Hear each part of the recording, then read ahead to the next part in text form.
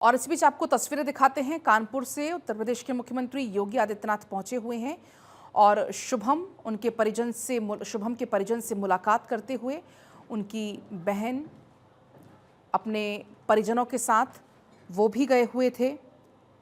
हमले में कानपुर के जो शुभम हैं उनकी भी वहां हत्या हुई। पहले नाम पूछा और फिर सिर में गोली उनकी मार दी गई। अब ढांढस बंधाते हुए आप देख पाएंगे उत्तर प्रदेश के मुख्यमंत्री योगी आदित्यनाथ को, जिनकी शादी भी हाल ही में हुई थी 12 फरवरी को, और शादी के बाद अपनी पत्नी के साथ ये पहली यात्रा पर गए हुए थे।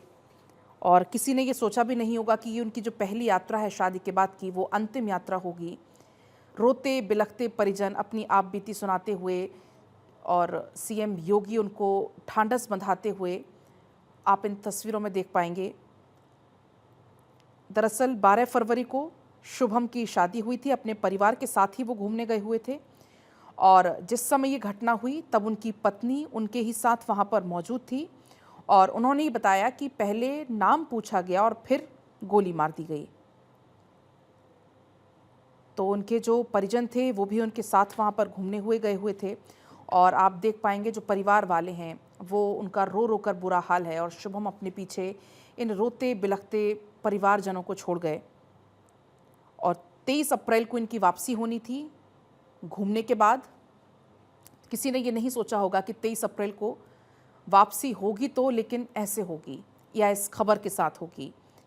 फिलहाल सीएम योगी परिवार को सांत्वना देते हुए, लेकिन परिवार के आंसू रुक नहीं रहे। आप देख पाएंगे इन तस्वीरों में शुभम के माथे पर गोली लगी, वो वहाँ मैदान पर गिर गए, बल्कि उनकी पत्नी ये सब देखकर वहाँ बेहोश हो गई।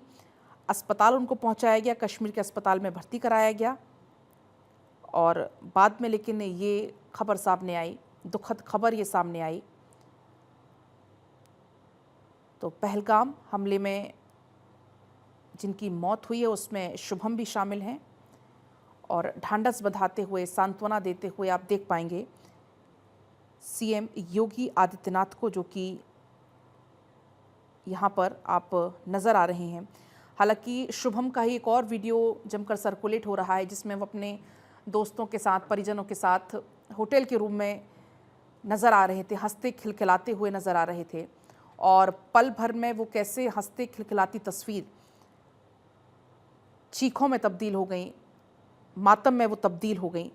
17 अप्रैल को ही वो घूमने गए थे, 23 अप्रैल को उनकी वापसी थी और कुछ महीने पहले शादी हुई थी। लेकिन किसको ये पता था कि पहलगाम में उनका ये जो सफ़र है वो अंतिम सफ़र उनका होगा और इस हमले ने कैसे एक हंसते खेलते परिवार को दुख में बदल दिया। और एक कार्ड्स खेलता हुआ उनका एक जो वीडियो है वो वायरल हो रहा है और अब सिर्फ अफसोस जता सकते हैं। ये तस्वीरें आप देखिए, यहाँ पर जो परिजन हैं उनके वो रोते बिलखते हुए। तो कुल ये अपने परिवार के साथ, अपनी पत्नी के साथ कुल 9 लोग जम्मू कश्मीर के एक हफ्ते के ये दौरे पर गए हुए थे, घूमने फिरने के लिए, छुट्टी मनाने के लिए। उनके माता पिता, उनके बहन, उनके हस्बैंड, उनकी बहन के जो ससुराल पक्ष के लोग हैं वो वहाँ पर घूमने गए हुए थे। पहलगाम पहुँचने से पहले सोनमर्ग गए, गुलमर्ग गए, लेकिन जब पहलगाम पहुँचे तो किसी ने ये कभी नहीं सोचा होगा कि कुछ ऐसा भी हो सकता है।